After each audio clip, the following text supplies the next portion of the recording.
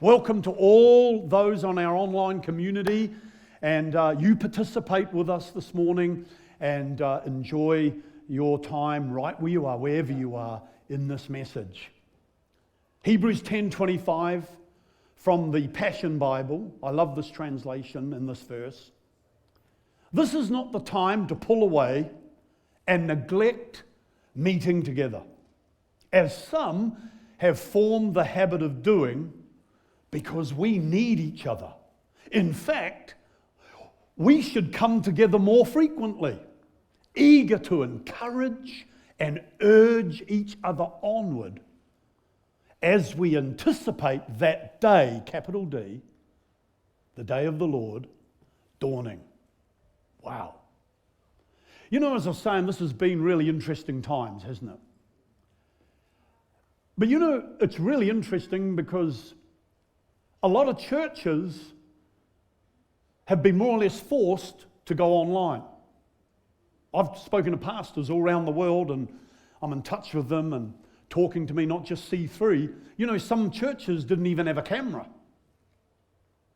COVID hit all over the world, and churches had to shut down, and we know their reasons and etc. And they had to get a camera real quick, get technologically up to date. And so even though this has been a tragedy for many people's lives have been lost, businesses, different things that have happened, yet if we step back and look at it, actually good comes out of it. Do you know the number one thing that's happened to a lot of churches? They've got technically improved. Amazing, because they just had to. You know what else has happened? Through our online church, even this church and hundreds of churches all around the world, many fringe people that were drifting from church before all this happened found it easier to go online and reconnect. Right. It's amazing. Yeah. Even new people that didn't even know the Lord, that didn't even know about this church, heard about us online, and other churches as well, this happened all over, have gone online over the last few months and received Christ. Amazing.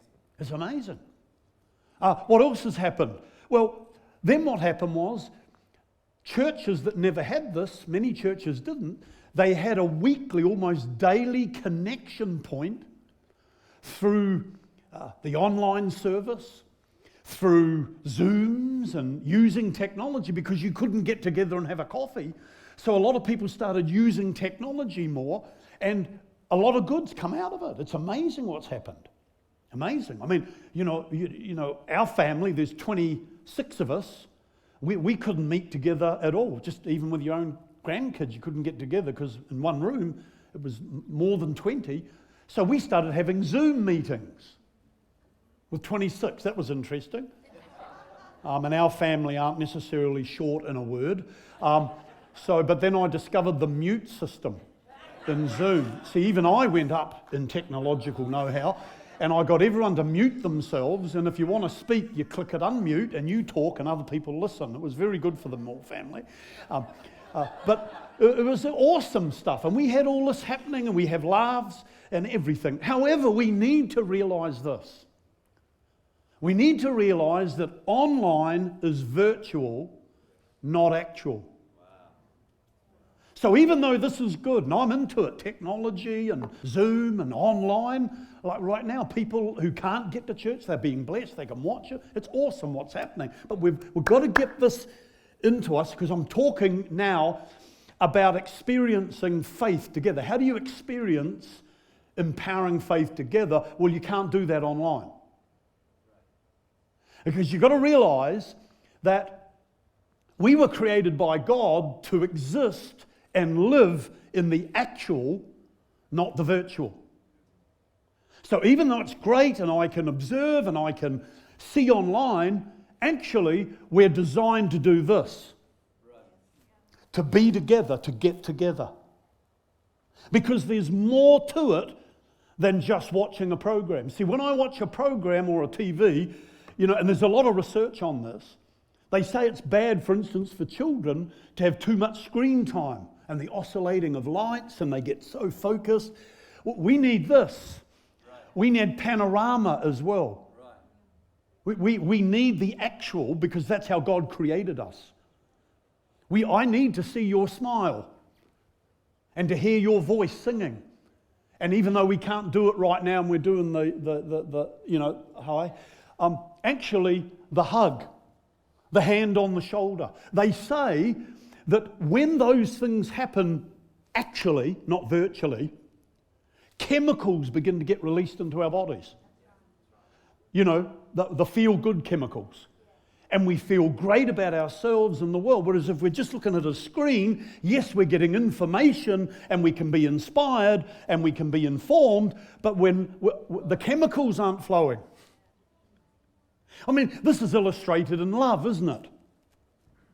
I had a friend once, and I don't think he really understood romance. He was sort of, I won't go there, but he lacked in that area. And finally one day, he meets this girl in church, he falls in love, and he kind of became like the village idiot. He went nuts on me. He went nuts, and he would talk about her. When he talked, oh, she's wonderful. And so one day I just said, look, would you just shut up? I mean, you're gone nuts, mate. And the chemicals, the love juices started flowing in his life and his brain. And then you know what he did one day? I couldn't believe it. He filled his car with rose petals. Filled it all over the floor, the seats, everything with rose petals. He said, I'm going to do anything for her. And I said, but don't you realise when she sits on them, the juice will come out, it'll stain your fabric?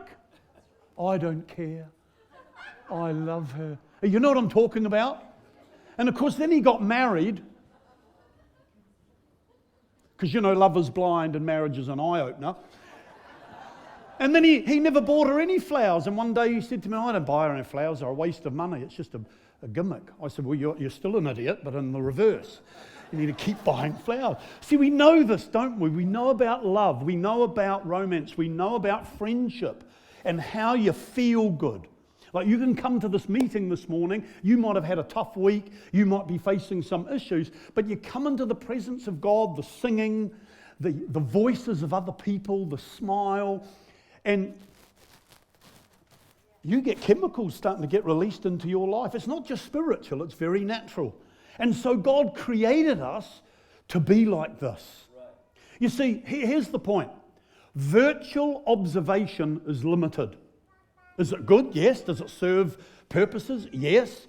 But we've got to understand it's limited because actual participation in local church community is the best or most beneficial experience for us. Let me just say, because it's a big statement. Virtual observation is limited. Actual participation in local church community is the most beneficial experience for us. The church was created and called to be together, as we talked before. It is the place of power. See, what is the church? Let's talk very quickly. The word church comes from a Greek word, ekklesia, and it has three words in the English. Church, that we all use and know, congregation, and assembly. Those three words can be used interchangeably with the same Greek word. So let's look at congregation. What does that mean? To congregate. So what does the word assembly mean? It means to assemble. So right from the inception, right from the birthing and the gifting and the formation of the church, even before that, way back into Genesis and the first church, as we saw, and it was to get together. It was to be together. Physically together. Amazing. See, the concept of the church found its real meaning, obviously,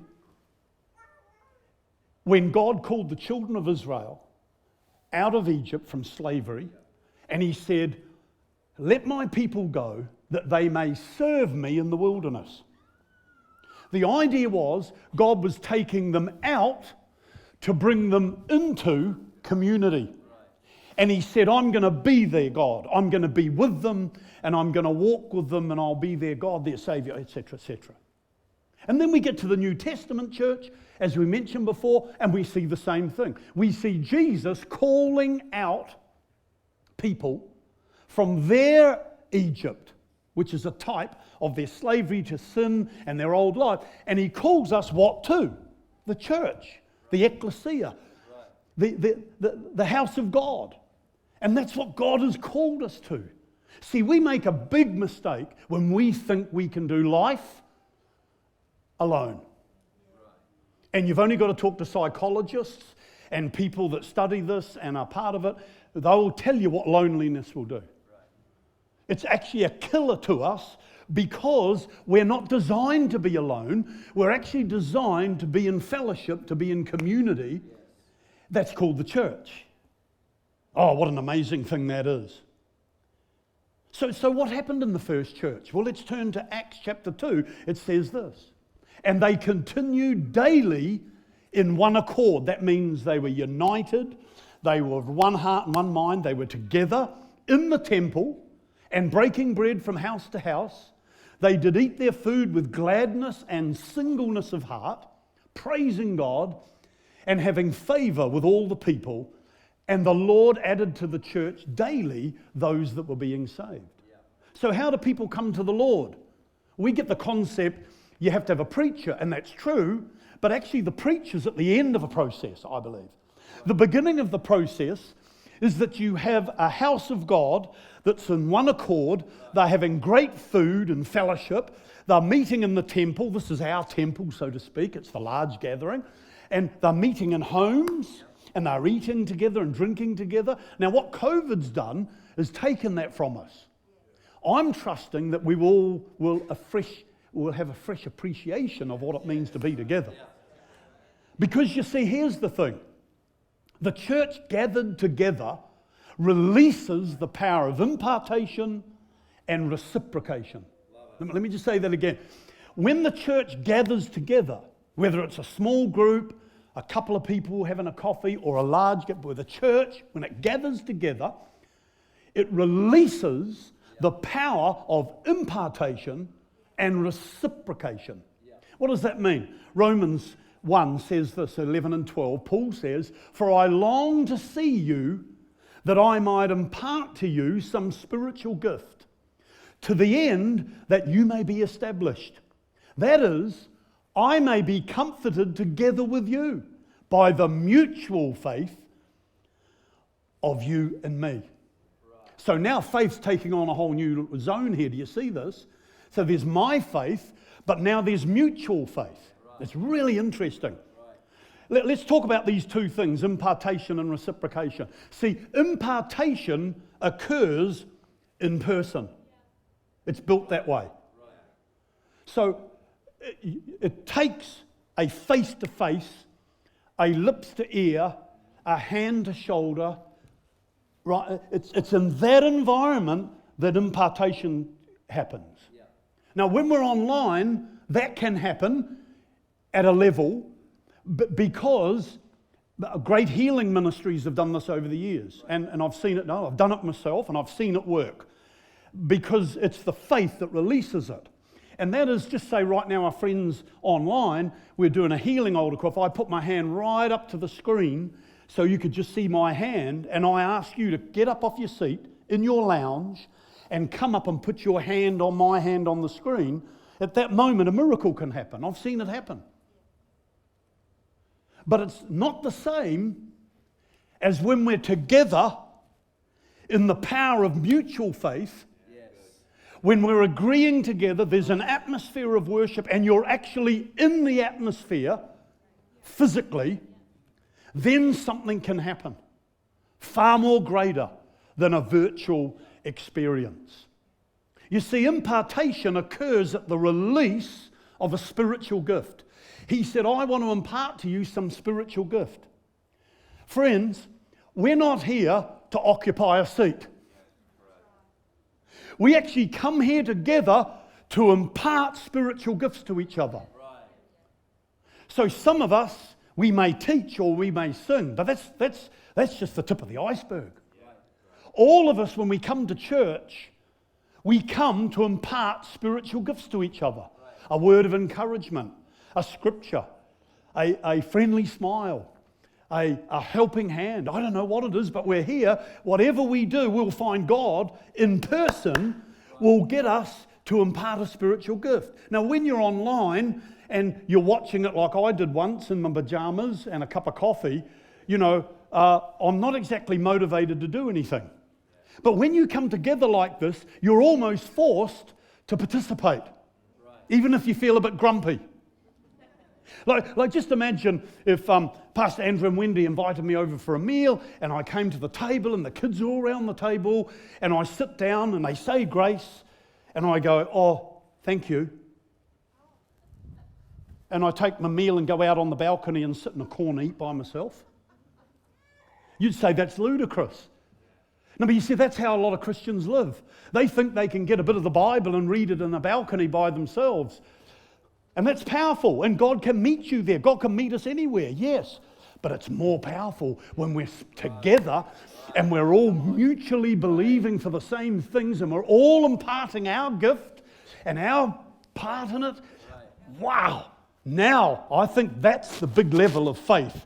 That's a new level of living. Amazing.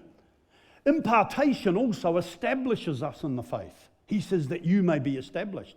But then when all this impartation's happening, he says this, that I might be comforted together with you. He says we have a reciprocation of mutual faith. Wow. How awesome is that? Mutual faith. You see, the church gathered removes observation and engages us in participation. Just like I go to Pastor Andrew and Wendy's for dinner, and I sit down and they've got this beautiful meal, even though you kind of don't like pork, she's going to cook this beautiful roast pork and you think, oh, I don't know if I like this, but you smell it and they're smiling and the kids are waiting to eat. Have you guessed what you do? You find yourself smiling and you might even have a go. And I love this crackle. Can I have some more? What's this? Gravy. Can I have some more gravy? See, isn't that like church? We come at different levels, different experiences. We come into the presence of God, and you're in this atmosphere, and everyone's hands are up, and we're singing happy songs. You notice the songs are all happy? There's not very many depressive songs in this church. Why is that? It's because of a purpose. These songs are creating faith, they're creating belief, they're creating hope in people. And have a guess what you find yourself doing,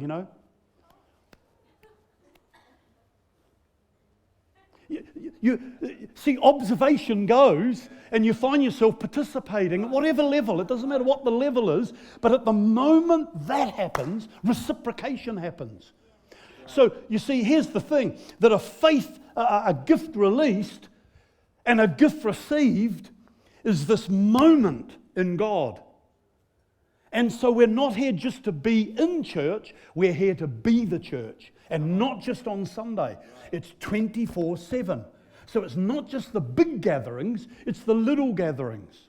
So do we use online? Definitely. Do we use our mobiles? Of course, they're all tools to help this.